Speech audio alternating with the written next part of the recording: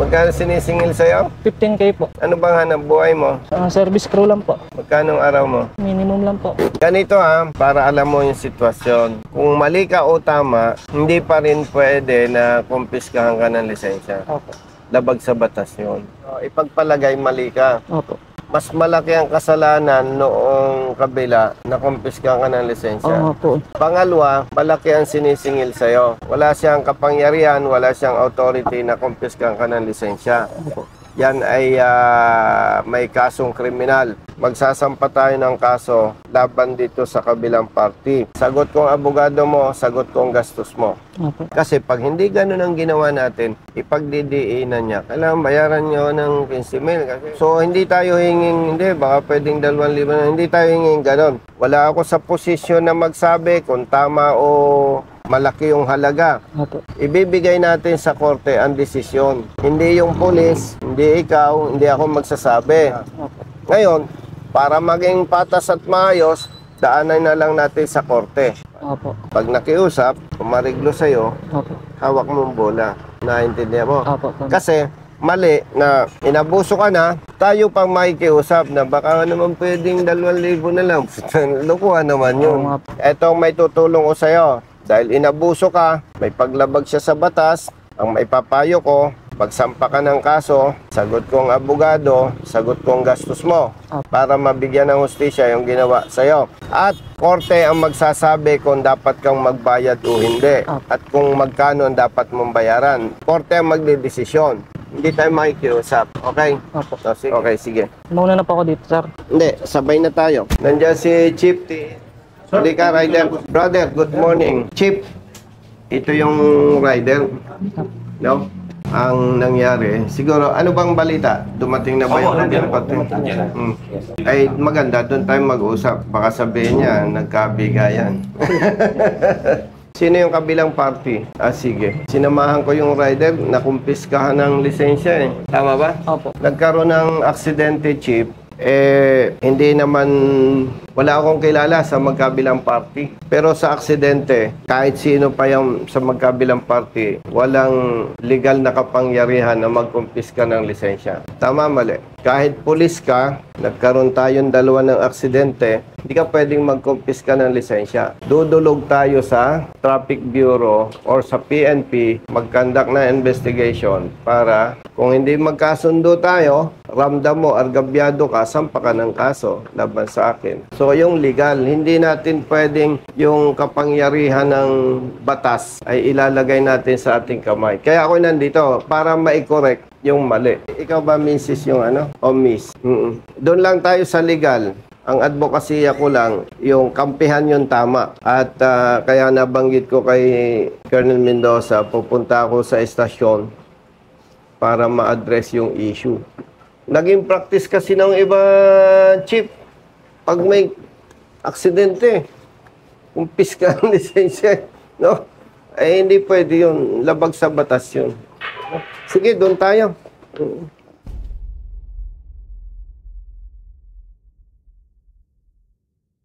Kapatid, upo ka dyan. Si Ryder, yan, magkatabi kayo. No? Ganito, i-brief ko lang si yung chief ng TEU. Yung ikukwento ko sa kanila, hindi ko sinasabing yun na yung eksakto. Okay. Ang kwento ni Ryder, matraffic siya, sumingit siya, nabangga ng kotse. Pagkabangga daw ng kotse, natumba siya. Sabi niya, pero subject for investigation naman eh. And sabi ni kapatid, hinanapan siya ng lisensya. Present niya yung lisensya. Kinumpis ka daw nitong kabilang parte yung kanyang lisensya. At ang sabi niya, malalaman sa investigation, ang sabi niya ay pumunta na lang sa police for proper investigation. At ang sabi ni kapatid ay nagmamadali siya. To cut the story short, alamin natin kung totoong kinumpiskahan si Ryder ng lisensya. Sa aksidente, whether siya ang tama o mali, walang makakapagsabi sa kanilang dalawa. Pero hindi yon na karapatan ng sino man na magkumpiska ng lisensya. Walang authority. Okay. At sinasabi ng rider, sinisingil siya ng 15,000 pesos. Okay. So, yun yung mga magkabilang version. And we have to address this issue properly. Kasi, nagiging practice, hepe, nung maraming motorista kasi, pagka, brother, lisensya mo. Oh. Ito yung contact number ko. Tumawag ka, hindi pwede yan. O, bayaran mo ito. Pwede mo itong bayaran. Hindi ko ibabalik lisensya. Mali yun. Inilalagay mo sa iyong kamay yung kapangyarihan ng batas. Okay? So, doon sa damage o kung sino hepe ang mali o tama, wala ako sa posisyon na magdikta. At sa level ng Traffic Enforcement Unit, wala din kayong posisyon na magdikta, tama ka, mali ka. Diba? Magkakaroon ng investigation, ayaw naman ninyong pahabain ng issue, kung magkasundo, better. Tama ba yon? Pero hindi magkasundo, yung hindi sumasang-ayon, magsasampa ng kaso. Tama ba o doon? But in this case, kailangan natin, hepe, i-correct yung mali. Okay? So, ang i-advise ko sa rider, kung makita natin na talagang kinumpiskahan siya ng lisensya, ang may advice ko sa kanya, para ma-address ng batas, magsasampa siya ng kaso, grave coercion, no? Para kung makita ng korte na may pagkakasala yung kabila, papanagutin. At kung kung ang korte ang magsasabi na Pedro, magbayad ka. Juan, magbayad ka. Doon sa pagkumpiska ng lisensya, kung totoo, ay may paglabag sa batas. So, dahil nandyan na yan, ang advice ko sa rider, sampa ka ng kaso. Opo. Ngayon, siyempre, as advocate, ang kinakampihan ko lang naman yung tama. Ay sasabihin ng rider, sir, wala akong pambayad sa abogado. Sagot ko ang abogado mo, sagot ko yung gastos. So, hindi ibig sabihin, nagiging bias ako. Nakita ko lang may mali. So, elevate natin sa korte. Korte ang magdi-decide. Okay? Kapatid, yung lisensya niya, nasaan? Sir, na po.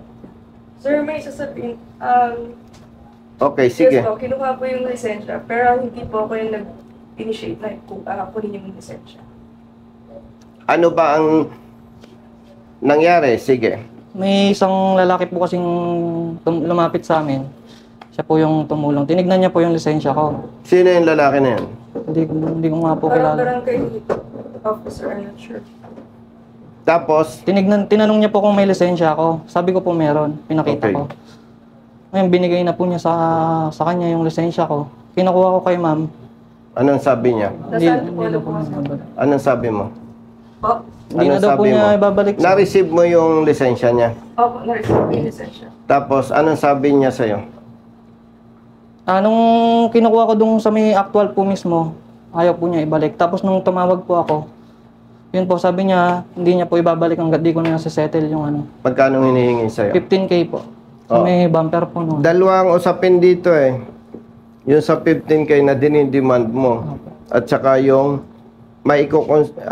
anyway, in fairness naman sa'yo, korte pa rin ang magdidetermine kung anong klaseng ginawa mo. Pero yung lisensya, investigator ka? Yes po. Saan mo na-receive yung lisensya? Ay, madam po, sir. Kay madam. Ayun, ganon. Basta ito lang, ang gusto ko lang, Chief, patas lang. Si Ryder, hindi ko kilala. Si kapatid na lady, hindi ko kilala. Kailangan lang ma-address properly na ipakita natin na hindi pwede yung basta ka kukumpis ka ng lisensya. Okay? Kaya na mag-imbestiga. Tapos, Chief, Pero yung complaint niya, sir, ililiwanagan ko lang. Itaturn over namin sa Station 3. Hindi kami nag-handle ng ano, sir, traffic. O whatever, in-advise ko mag-report dito Oh, sir, advice. para sa investigation. Kasi vehicular accident eh. Nangyari sa AOR mo. Tama? Oo. Yes. Tapos kung sasabihin mo doon sa kabila, sabihin mo, ang guidance ko lang, walang kikilingan, walang papanigan. Imbestigahan, at siyempre dumulog sa akin yung rider, ang ipapayo ko, sa usaping legal, magsampa ka ng kaso. Di ba? Dapat respetuhin natin ang batas. Pag na-involve ka sa aksidente, mag-usap kayo, dulog sa station. Mag-iimbestiga ang istasyon, nagkasundo yung magkabilang parte, okay. Hindi nagkasundo, kung sino yung naniniwala na siya ay aggrieved party, file siya ng kaso, hindi pwedeng harangin ng pulis. Okay? So, endorse mo siya Yes, sir. sa... Station. Saan yun? Dito lang, sir. Paglabas ng NLEX. Ay, doon. Sila ang ano doon. Okay. Bago umalis doon ng rider, dapat hawak niya yung lisensya. Walang legal basis eh. Nakumpiskahan siya ng lisensya eh. Pero yung mag-a-assist sa kanya sa pag-file ng kaso, dapat may personal knowledge siya na talagang tinurn over ni kapatid yung lisensya sa'yo. Okay? Pwede mo siya mag-ano, sir. Mag-affidavit lang siya na tinurn over ni Madam ngayon. O tama, affidavit lang. You know? Okay? So, may number ako sa iyo, no? Apo. Yung number ko, ibibigay ko sa iyo, no? Para, ayan, bigyan mo. Para fair din naman sa iyo, miss, ibibigay mo yung number ko sa kanya. Ha? Basta ko, one thing for sure, maging fair ako sa inyong pareho. Kasi, kung magiging bias ako, mapapadagdag pa yan sa kasalanan natin. Ano? Di ba? No? Ang gusto ko lang dito, Chief, ma-address properly kahit nga yung police pinapasuhan ko para matuto. Mr. Investigator, brother, ano yung pilihan mo? Corporal Licto, sir. Ha? Corporal Licto. Ikaw, taga saan ka? Conception po, sir. Tarlac? Tama ba ako? Ang possible case niyan is grave coercion? Tama po, sir. Kasi kung hindi mo sinabing tama, pare-relieve kita kay Chief. May problema tayo doon. Hindi mo alam trabaho mo. Di ba? Criminologist. Alam pala talaga. Marunong. Oh. Yes, sir. Gusto kong maramdaman at matikman yung pamerienda ng Chief of Police ng Angeles City. Actually, sir, nakuha na po ng ano yan, ng CCTV camera, sir. Yon ang pinakamaganda, Chief, no? No?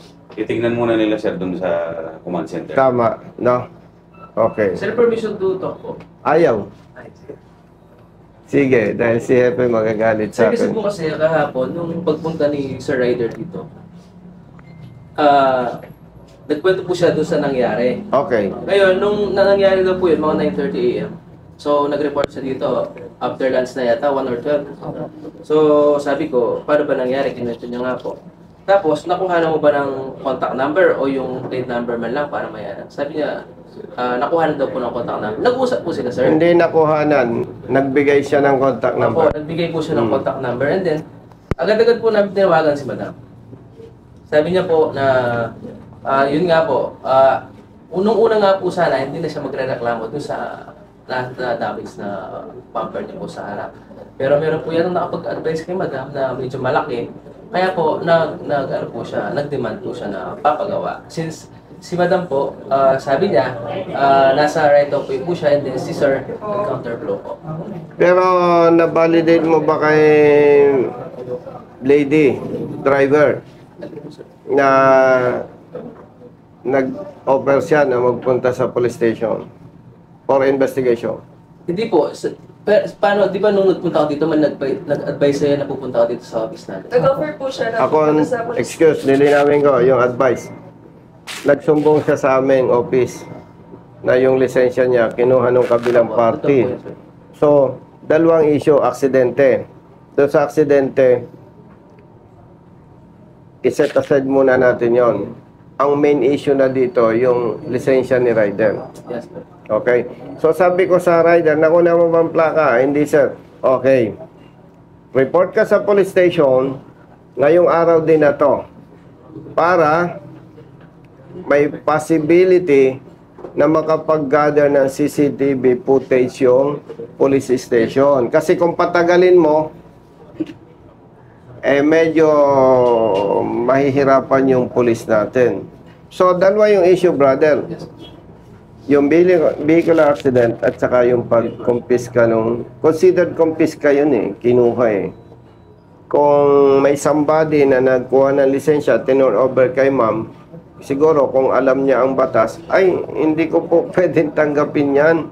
Wala akong authority. Balik niyo po sa driver, sa rider. Tapos, rider, pwede ko bang makuha yung pangalan mo at contact number mo? Kasi nagmamadali ako, magkita tayo bukas sa police station para maimbestigahan. Yes.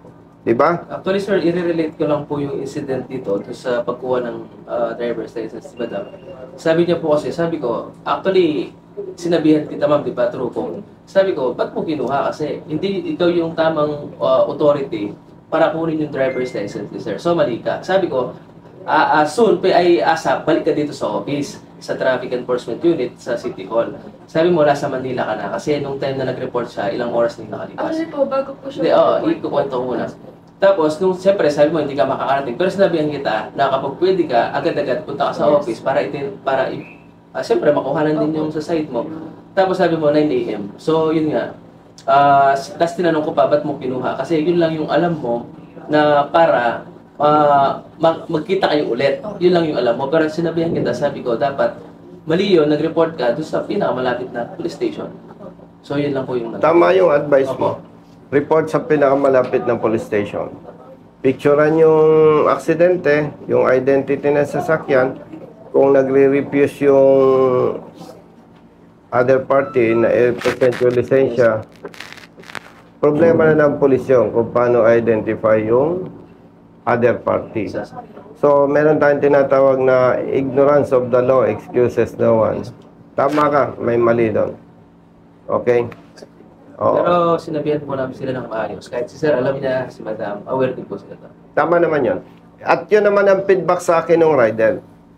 Natuwa nga ako na immediately na aksyonan. At the same time, sinabi ni rider na nakapag-secure na kayo ng CCTV footage. No. So, basta ganito, brother, investigator, no. Wala akong pwedeng kampiyan sa kanila. Ang gusto lang natin, ma-correct yung mali. Para huwag nang tutularan. Yes po, sir. Okay? Kasi, sa isang motorista, lalo na yung ordinaryong katulad niya, pwedeng maging dahilan ng aksidente yung walang lisensya. Alam mo bakit? Takot silang magmaneho ng walang lisensya. At labag naman sa batas talaga. So, basta nandito ko, hindi ito trabaho ng congressman, alam nyo yan. Hindi lang maganda, hepe, na bago ako nag-congressman, may ganitong advokasya, tapos nung nakapwesto na, tabla-tabla na, wala-wala na. So, gusto lang natin, magkaroon ng changes, magkaroon ng pagbabago. Tapos po, sir, lilinawin ko rin po yung 15,000 na sinisingil ni ma'am.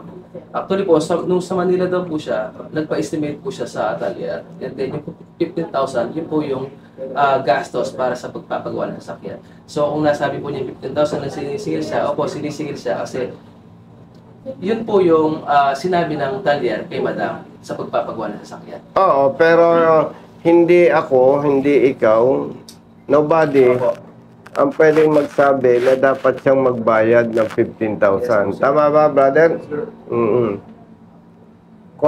Kung hindi dumating sa punto na nakumpiska yung lisensya, dapat mag-uusap na sila. Sir, nililinaw ko lang po yung 15,000 pa ako kasi may maka-misinterpret po. Baka kasi isipin ng mga viewers natin na yung pong pulis yung nagiging. Alam nito eh. Pagbibigyan kita, maingat lang siya eh. Alam mo bang may argumento na nagkasundo na yung magkabilang party? Ang ayaw pumayag yung pulis, kailangan daw yung areglo malaki. Oo, tama siya eh. Kaya mabuti yung malinaw eh. Nangyari yan. Nagkakasundo na yung magkabilang parte, yung pulis ang ayaw Hindi po na-practice dito, sir. Hindi, alam ko naman. Kasi kung nakikita ko na sa'yo may problema, mamalasin ka sa akin eh. Hindi mo kailangan mag-explain.